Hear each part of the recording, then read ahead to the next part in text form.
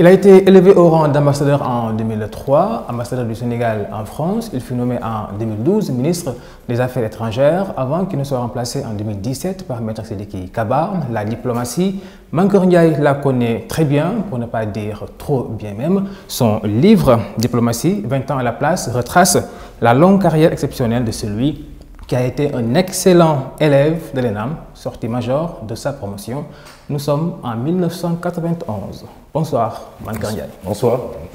Est-ce que dans de pareilles circonstances, il est toujours aisé de dire son excellence? Est-ce un titre qui vous colle à la peau ad vitam aeternam? Certainement. Certainement. Vous avez rapidement résumé mon parcours, ce qui est tout à fait exact. Oui. Alors, la diplomatie, selon la définition classique, est un art et une science. Vous l'avez développé dans votre livre. Quelle est la définition de Mankeur Ndiaye de la diplomatie? C'est ce que vous avez dit, ce que j'ai repris dans mon livre. Mais je dois commencer d'abord par très sérieusement remercier Dakar Actu et toute l'équipe de Dakar Actu qui m'a accompagné durant mes 5 années d'exercice de la fonction ministérielle. Et je remercie également mon ami Serine Diagne et toute son équipe pour avoir également suivi ce que j'ai fait tout récemment et surtout contribué, participer un peu à l'événement important que nous aurons, la cérémonie de présentation du livre le vendredi 9. C'est une définition classique qu'on donne de la diplomatie. On dit que c'est un art et à la fois une science. L'art, c'est toute la manière. La science, c'est également la technique. Et d'autres donnent d'autres définitions. Parce qu'à l'école, dès le premier cours de diplomatie, le prof commence par définir la diplomatie. Art et science, oui, mais aussi, c'est la mise en œuvre de la politique étrangère. C'est aussi une autre définition. Et j'ai dit dans le livre également que politique étrangère et diplomatie, ce n'est pas la même chose. Parce qu'on confond. On emploie diplomatie là où on doit parler de politique étrangère, on parle de politique étrangère là où on doit parler de diplomatie. Mais la diplomatie, c'est la technique, la science, les méthodes de mettre en œuvre les orientations, les choix de politique étrangère définis par la personne qui est habilitée à définir la politique étrangère. Pour le Sénégal, c'est le président de la République. La Constitution. La Constitution qui lui confère ce pouvoir de définir la politique de la nation. Et la politique de la nation, c'est la politique économique, c'est la politique sociale, c'est la politique culturelle, c'est également la politique étrangère. C'est lui seul qui peut dire voilà les options, voilà les orientations. Mais dès que les options, les orientations, les choix sont clairement définis par le président de la République, il faut les mettre en œuvre. Qui les met en œuvre? C'est la manière de mettre en œuvre ces choix, ces options qu'on appelle diplomatie. Et qui met en œuvre? D'abord, il y a un chef de la diplomatie, c'est un jargon que les journalistes aiment beaucoup utiliser, mais je considère que le véritable chef de la diplomatie, le véritable patron, c'est le chef de l'État lui-même. Mais toujours le chef de la diplomatie sénégalaise en parlant du ministre des Affaires étrangères. Mais il y a toute une équipe, tout le réseau diplomatique, tout le réseau consulaire, tout le personnel diplomatique qui mettent en œuvre. Donc, cette mise en œuvre de la politique étrangère définie par le président de la République, c'est ça aussi la diplomatie. Et donc, au tout départ, je donne beaucoup de définitions pour montrer que ce n'est pas toujours facile de définir la diplomatie. Il y a beaucoup de définitions. Mais il ne faut jamais la confondre avec la politique étrangère. C'est deux choses qui sont différentes. Alors, beaucoup de personnes écrivent leur mémoire une fois leur carrière professionnelle, je veux dire, terminée. Alors, pourquoi aujourd'hui, Mankeur Ndiaye a senti ce besoin, disons, urgent de sortir ce livre? La vérité, c'est que ce livre, je l'ai terminé depuis presque 4 ou 5 ans. J'ai voulu le publier durant mes fonctions ministérielles et le président de la République, Macky Sall, m'avait autorisé à publier. Mais j'ai beaucoup hésité. Je pensais que peut-être qu'il fallait attendre. Après avoir fini ces fonctions, peut-être les publier à d'autres moments. J'ai beaucoup hésité.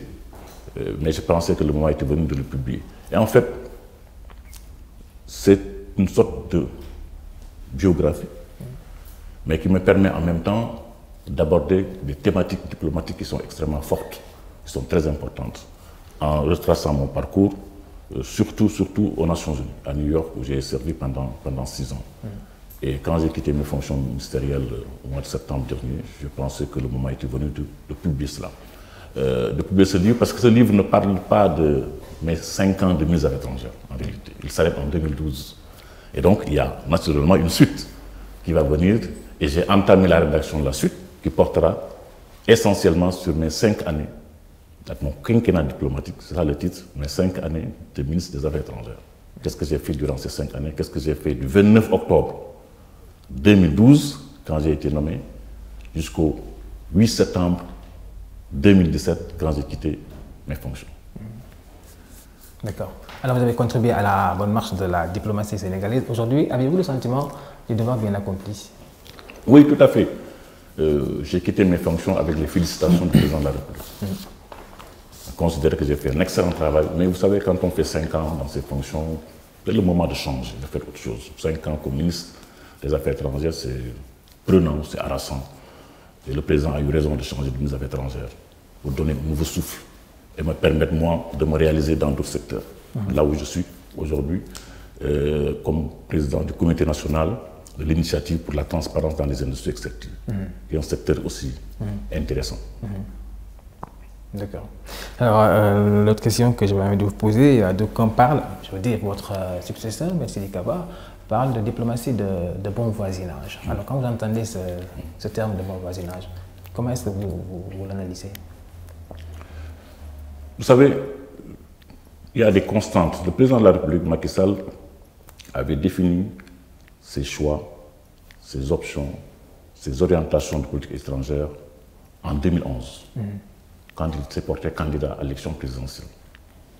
Et toutes ces notions, ces concepts, vous les retrouvez dans son fameux discours prononcé le 29 novembre 2011 à l'IFRI, l'Institut français des relations internationales de Paris. C'est là où il a défini son orientation, ses options, ses orientations, en disant « Demain, si je suis élu président de la République, voilà les orientations et les choix de politique étrangère que je vais proposer aux Sénégalais. » Et parmi ces choix et orientations, il y a le bon voisinage, qui est une option fondamentale de notre politique étrangère depuis le président Senghor. Le président Senghor a théorisé au-delà du bon voisinage la question des cercles concentriques pour aller vers l'intégration régionale. Donc c'est un concept qui est nodal dans notre action diplomatique, parce qu'il ne s'est pas agi le 8 septembre de changement de politique étrangère. Non, on a changé un ministre des Affaires étrangères, mais les orientations, les options de politique étrangère définies par le président Macky Sall depuis 2012 sont constantes. D'accord. En 2 mois, le Sénégal a reçu la visite de 3 chefs d'État, Qatar, France et Turquie, à très courtisé. Pourquoi ce regain subitement d'intérêt pour le Sénégal? À votre avis, est-ce que c'est parce qu'on a trouvé du pétrole et du gaz au Sénégal? Non, je ne pense pas. Ouais, le Sénégal, c'est un pays ouvert sur le monde, qui n'a pas de sens interdit en matière de politique étrangère ou de relations internationales. Le Sénégal est en paix avec tous les pays du monde. Nous avons des relations diplomatiques avec tout le monde, pratiquement, et c'est un pays ouvert, c'est un pays également respecté, c'est un pays qui a une posture internationale, qui sort du Conseil de sécurité. Il y a quelques mois, qui a eu à diriger la CEDEAO, qui a eu à diriger pendant 2 ans la francophonie. Donc c'est un pays qui est porté vers le monde, qui est ouvert, qui est très attractif. Et comme nous avons d'excellentes relations avec tous ces pays que vous avez cités, ce qui explique justement ces visites effectuées au Sénégal récemment et les visites également que le président de la République, Macky Sall, effectue également à l'étranger. C'est le dynamisme diplomatique du Sénégal qui se manifeste à travers toute cette activité diplomatique fort intense. Vous êtes à la tête de l'ITE. Alors, l'accord gazier signé avec notre pays voisin, la Mauritanie, a suscité une vive polémique. Pourquoi cette atmosphère de méfiance vis-à-vis de cet accord? Mais je ne comprends pas, justement. C'est un accord qui a été négocié pendant de très longs mois. Et c'est un accord qui est bénéfique également pour le pays. Il n'y a rien de secret. Naturellement, c'est un accord qui va être soumis à l'Assemblée nationale, qui va autoriser le président de la République à le ratifier. Cela veut dire que ce n'est pas un accord secret. Tous les députés de l'hémicycle auront leur texte, leur copie, quand ils vont l'examiner d'abord en commission, ensuite en plénière. Donc tout se saura. Et cet accord sera publié naturellement. C'est comme l'accord avec Total dont on parle. Vous savez, si vous visitez le site de l'ITIE, vous verrez que pratiquement tous les accords, toutes les tous les contrats d'exploration pratiquement sont rendus publics. 37 contrats. Parce que nous, notre rôle, c'est de veiller sur la transparence. Et ce que nous faisons est le choix d'adhérer à l'ITIE, l'initiative pour la transparence dans les industries extractives. C'est un choix souverain fait par le président Macky Sall en 2013. Personne ne l'a obligé à le faire. Et l'ITIE a des normes. Et le président a bien voulu adhérer volontairement à l'ITIE, faire adhérer le Sénégal à l'ITIE. Donc, c'est engagé à respecter les normes et à fonder toute sa politique sur la transparence. Et c'est fondamental. Nous rentrons d'Oslo il y a quelques semaines où le dossier du Sénégal a été soumis au Conseil d'administration international. Les résultats, nous les aurons peut-être durant le mois de mars ou le mois d'avril pour expliquer notre politique de transparence dans la publication de tous les contrats pétroliers ou gaziers, des trucs de recherche, et puis dans les rapports que nous avons avec les entreprises extractives. Parce que dans le comité national que je dirige, vous avez 3 composantes. Vous avez le gouvernement, les représentants donc, de l'État, les différentes administrations qui sont concernées. Vous avez le secteur privé, les entreprises qui sont représentées, et vous avez la société civile qui est également représentée. Donc c'est ce collège-là, tripartite, qui forme le comité national d'ITIE. Donc c'est pour dire que la société civile est là également pour veiller la transparence, et nous entendons parfaitement bien. Et je crois que c'est une bonne décision que le président avait prise de faire adhérer le Sénégal à l'ITIE. Et vous verrez dans les prochains mois également, ou les prochaines années, quand l'exploitation de notre gaz et de notre pétrole va commencer, vous verrez que cette décision également est plus pertinente que jamais. D'accord. Alors on va rester un peu sur la Mauritanie. Alors que vous étiez encore ministre des Affaires étrangères, le Sénégal ne faisait pas partie du G15, c'est bien cela. Du G5 Sahel. Alors on disait que le blocage venait de Nouakchott. Alors aujourd'hui, de manière décalée. Non, vous savez, je ne veux pas toujours répondre sur les questions de politique étrangère actuelles parce que c'est la continuité dans l'action diplomatique du Sénégal depuis 2012. Le Sénégal n'a... plutôt, le G5, c'est une organisation qui regroupe 5 pays. Et nous respectons la liberté d'association. Nous la respectons au plan national. Les Sénégalais peuvent se retrouver et former leur association, leur daïra ou leur club de football, c'est la liberté d'association, comme aussi des États peuvent se retrouver au plan international et créer leur organisation. Parce que ces États ont pensé qu'ils étaient beaucoup plus menacés que les autres. Ouais, et ils ont considéré qu'il fallait qu'ils se regroupent, unissent leurs forces pour faire face à une menace qui semblait les viser beaucoup plus. C'était ça l'analyse. Et vous voyez aujourd'hui avec ce qui se passe actuellement, peut-être qu'ils avaient raison de mettre en place cette organisation avec les attaques récentes connues au Burkina Faso et les attaques presque quotidiennes au Mali, les menaces qui pèsent sur le Niger, sur le Tchad. Je pense que peut-être qu'ils avaient raison de se constituer en G5 Sahel. Mais le Sénégal reste disposé à travailler avec tous les pays de la région, tous les pays du Sahel, parce que la lutte contre le terrorisme ne peut pas être une lutte sectaire, ne pas être une lutte sectaire. Il faut mettre en synergie toutes les forces, tous les moyens, ensemble, dans la sous-région, dans l'espace sahélo-sahélien, au plan africain, pour vaincre le terrorisme. Donc cela ne peut être l'affaire d'un petit groupe de pays de 4 ou 5.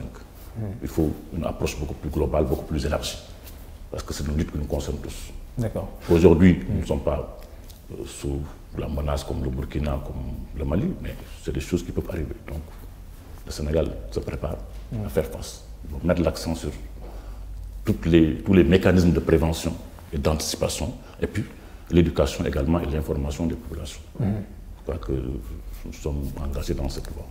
À ce titre-là, que vous inspire le Garci Sahel qui existe parallèlement au G5 Sahel? Le Garci Sahel. Garci Sahel. Oui. Le groupe d'action rapide. Oui, d'accord, mais il y a un processus beaucoup plus élargi que cela, ce qu'on appelle le processus de Nouakchott, qui a été mis en place par l'Union africaine, qui a fait un sommet à Nouakchott il y a quelques années. C'est beaucoup plus élargi. Ça regroupe d'autres pays qui ne sont pas membres du G5. Je donne l'exemple de l'Algérie qui est dans le processus de Nouakchott piloté par l'Union africaine.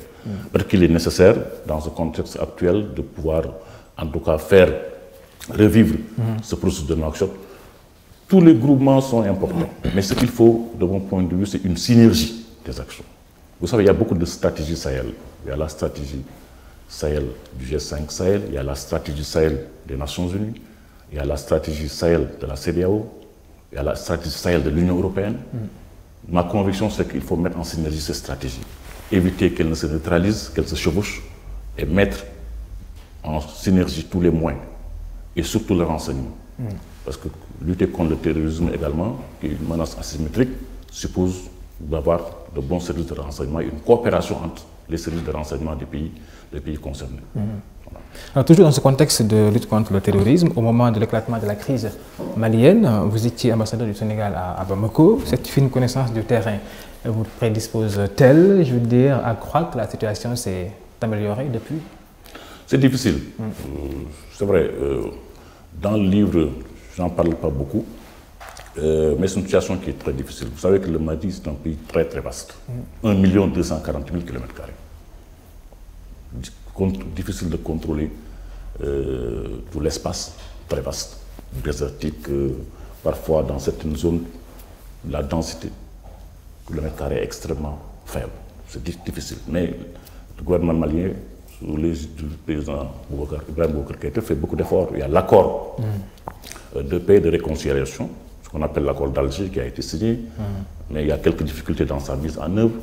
Et je pense que le Mali, aujourd'hui, a besoin de l'appui de la communauté internationale pour faire face. Pour faire face aux menaces terroristes qui sont quotidiennes. Et le Sénégal également, comme vous le savez, est très engagé, parce que le Sénégal va avoir ou a déjà le plus fort contingent au Mali, donc très solidaire au Mali, mais je crois que la communauté internationale doit davantage se mobiliser et donner tous les moyens au gouvernement malien pour lui permettre de faire face. Et surtout, aider à l'application de l'accord de paix. Alors, est-ce que la récente attaque survenue à Ouagadougou ne vient pas, disons, chambouler tout le processus qui a été effectué dans ce sens? Non, pas du tout. Je pense que l'attaque a permis aussi également au gouvernement de réfléchir encore sur les stratégies, surtout de prévention. Et je pense que c'est des leçons chaque fois qu'il y a des attaques de cette nature-là. Il faut en tirer toutes les leçons et voir là où ça pêche et essayer de rectifier. Et renforcer surtout la synergie entre les pays. Je pense que c'est ce qui est en train d'être fait. D'accord. Alors, comment Mankeur Ndiaye avez-vous ressenti, je veux dire, la défaite du professeur Abdoulaye Bathily à la tête de l'Union? Oui, je parlerai de ça dans le second tome du livre. Hein. Pour l'instant, je me limite à la période indiquée et qui s'arrête à 2012. Et tout ça, ça fera l'objet certainement de commentaires et d'analyses dans le second livre que je compte faire paraître dans un an. Inch'Allah. Alors, je suis sûr que vous avez quitté le gouvernement à cause de la relative crise qui a un tout petit peu secoué l'axe Dakar-Tel Aviv. Êtes-vous victime du réchauffement entre les relations de ces deux pays? Pas du tout. Ça, je peux le certifier. Ça n'a rien à voir. Mon départ du gouvernement n'a rien à voir avec la crise avec Israël ou avec la crise avec quelqu'un d'autre. J'ai considéré que 5 ans après, le président avait raison de changer pour donner un nouveau souffle et me permettre de me redéployer dans d'autres secteurs. Vraiment, je l'en remercie pour cela. Ça m'a permis d'être dans un secteur que j'adore, que j'aime, qui me passionne, le secteur extractif. Je crois que c'était un bon choix de me faire remplacer à ce poste après 5 ans. Où lui-même reconnaît que des succès diplomatiques sont retentissants à tout point de vue. Et je pense que mon successeur est dans la même dynamique également. Et il a tout mon appui et tout mon soutien. Alors, vous êtes un fils de Dagana, vous avez un parcours exceptionnel, un brillant élève de l'ENAM, sorti majeur de sa promotion. Est-ce que dans vos souvenirs les plus fous d'enfance, vous rêvez un jour d'être diplomate? Oui, vous savez, j'ai expliqué un peu dans le livre comment je me suis présenté au concours. Si vous avez bien lu le livre, c'était le pur hasard. J'aimais le concept, le mot diplomatie. C'était un pur hasard que je me suis présenté parce qu'en 88, il y avait l'année blanche. J'étais à l'université, à l'école normale supérieure, donc pas de classe. Et puis, bon, un jour, j'entends un communiqué à Radio Sénégal annonçant qu'il y a un concours d'entrée à l'ENA. Et puis, ils ont listé les différentes sections. Administrateur civil, section diplomatique. Je dis, ah, mais diplomatie, ça m'intéresse, c'est un mot très joli. Et puis, l'après-midi, je suis allé chercher mes pièces, mes papiers, je suis allé déposer. Et j'ai réussi. Voilà. Donc, c'est le hasard. Parce que si je n'avais pas entendu ce communiqué, je ne me serais jamais présenté au concours d'entrée à l'ENAM, mais je ne serais pas là où je suis. Donc, bon, tu vois, le hasard des choses et dans la vie aussi, il faut en tenir compte. C'est vrai que c'était mon destin. D'accord. Dans le livre, il y a un passage émouvant qui m'a quand même séduit, là où vous évoquez votre votre rencontre avec celle qui deviendra plus tard votre femme, oui. mais également avec cette maman qui rêvait que son fils devienne un préfet. Oui. Alors, c'est quoi ce rapport que vous avez avec ces deux femmes importantes? Oui, mon épouse, c'est mon amie aussi. Je pense que c'est le hasard des choses qui a fait qu'on s'est rencontrés à Saint-Louis. Quand moi, je prenais le bus pour aller en vacances, elle aussi, elle prenait le bus pour aller en vacances et on a voyagé ensemble, c'est comme ça qu'on s'est connus. Ma mère aussi, elle rêvait toujours de voir son fils devenir préfet, parce qu'à l'époque, c'est les préfets, c'était important, c'était l'autorité. Et quand j'ai réussi à l'ENAM, elle me dit, bon, donc maintenant tu vas devenir préfet. Mais non, moi je ne vais pas devenir préfet parce que moi je vais choisir une autre section. Ouais, donc ça aussi, c'est les hasards de la vie. Et je leur rends hommage à mon épouse et à ma mère. Et vous verrez leurs photos dans le livre aussi. Et le livre, vous savez, je l'ai préparé par étapes. Je dis d'abord, je parle de Dagana. Ensuite, de Dagana, je passe à Saint-Louis. Comme ça, mon parcours de Saint-Louis, j'allais à Dakar. De Dakar, New York, pendant 6 ans, comme conseiller à la mission permanente. 6 ans après, je suis revenu à Dakar, au ministère, comme directeur de cabinet du ministre d'État et ministre des Affaires étrangères, Cheikh Tidiane Gadio, pendant 7 ans. Et après, quand le ministre d'État Gadio a quitté le gouvernement, le 1er octobre 2009, je suis resté au ministère pendant 6 ou 7 mois. Et c'est durant cette période que j'ai rédigé le livre. Parce que j'étais beaucoup plus libre, je n'avais pas grand-chose à faire. Je me suis dit, au lieu de rester sans rien faire, j'ai dit non, il faut que j'écrive quelque chose. Mon expérience, et c'est durant cette période-là que j'ai écrit le livre. Voilà. Et je me suis arrêté juste après ma nomination comme ambassadeur au Mali, quand j'ai présenté mes lettres de créance au président ATT. Voilà, et j'ai dit, je m'arrête là.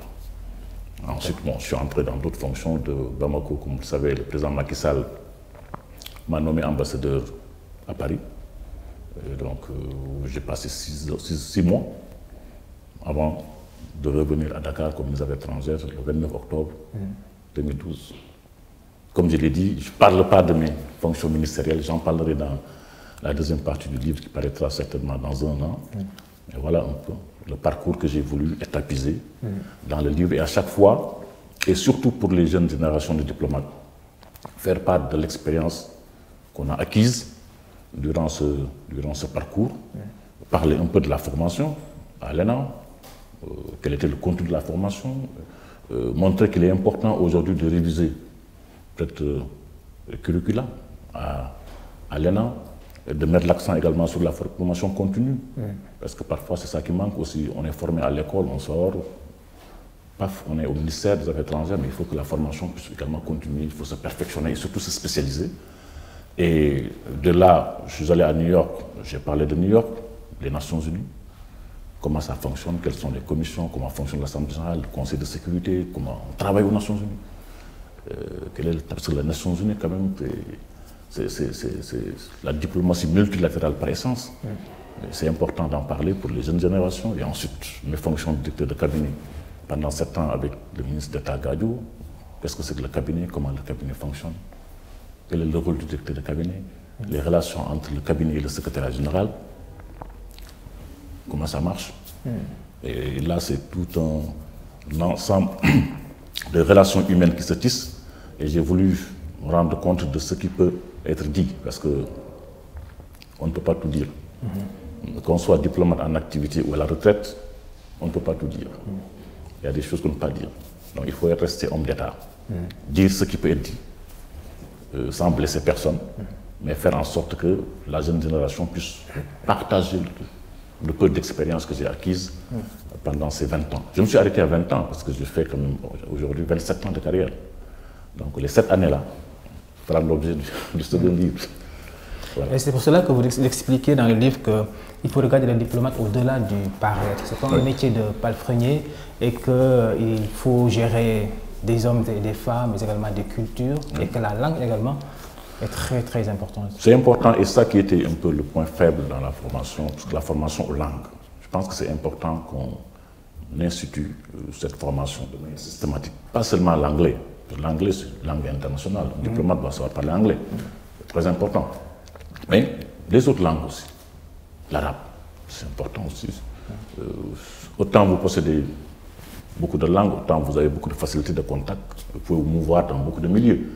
Bon, et si vous possédez l'anglais, l'espagnol, le russe, il faut former les diplomates aux langues, aux différentes langues. Je pense que c'est très important.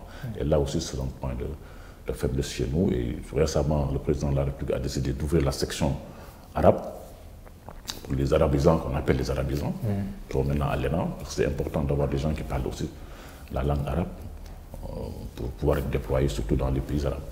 Mais aussi le russe, le chinois. La Chine, c'est le pays le plus peuplé au monde. C'est important aussi avec tout ce qui se fait aujourd'hui avec la Chine, les perspectives de développement des relations avec la Chine. C'est important également que nos diplomates soient formés aux Chinois. Donc, voyez, le monde change. Donc, c'est pourquoi j'ai mis l'accent dans le livre sur la question des langues. C'est une question fondamentale. Tout à fait. Alors, une présence à la place, avec des allers et des retours. Est-ce qu'aujourd'hui, la place vous manque?